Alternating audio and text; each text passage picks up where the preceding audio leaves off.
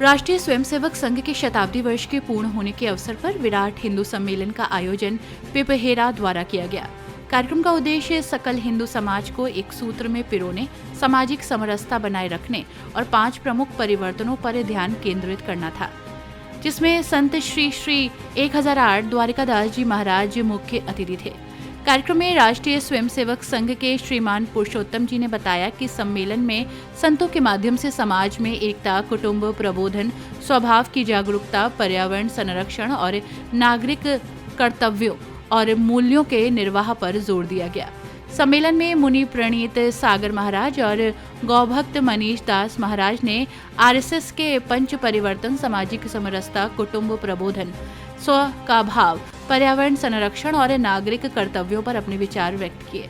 एवं श्रीमान सौरभ जी ने संघ के 100 वर्षों का वर्णन किया, जिसमें प्रचार प्रसार का कार्य श्री सैपऊ खंड प्रचार प्रमुख भूपेंद्र त्यागी, श्री प्रमोद त्यागी ने देखा।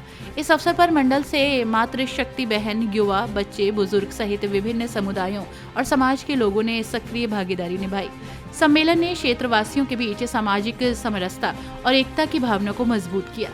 सैपऊ से रवि तिवारी की रिपोर्ट। कभी भी पराधीन नहीं होने दिया।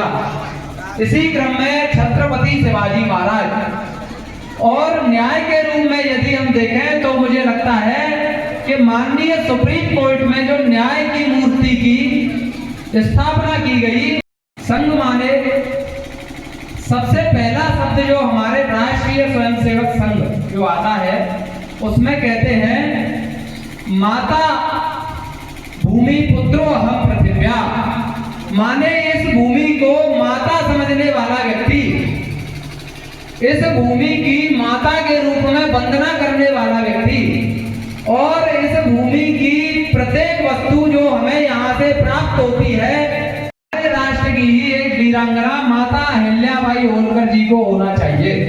क्यों होना चाहिए?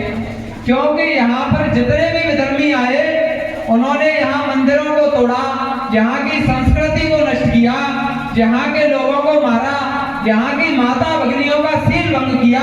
ऐसे कठिन समय में अपने पति की मृत्यु के बाद में उन्होंने उस राज सत्ता को अपने हाथ में लिया और हाथ में ही नहीं लिया, हजारों क्षतिग्रस्त मंदिरों का पुनर्निर्माण करवाया और उसके बाद में ऐसी न्याय प्रिय शासन व्यवस्था की स्थापना कर वो अपने पुत्र को भी मृत्यु दंड की सजा दी।